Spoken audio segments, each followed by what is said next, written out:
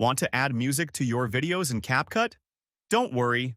In this video, I'll show you how to add background music or your own audio in just a few simple steps. So, let's get started. First, open the CapCut app on your phone.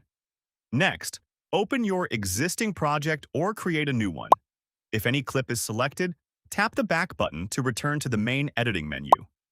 Now, tap Audio at the bottom of the screen. Here, select Sounds to browse CapCut's music library. You can explore different categories and find a track that matches your video. If you want to use your own music, tap the folder icon to access audio stored on your phone. Now, choose Device option. Next, choose the audio file you want to use, then tap on plus icon next to it. Your selected music will now appear on the timeline. Once the music is added, tap the audio track to select it. Then, tap Volume at the bottom of the screen and adjust the volume to the level you want. And that's it. If you found this video helpful, don't forget to like, subscribe, and hit the bell icon for more practical tips. Thanks for watching.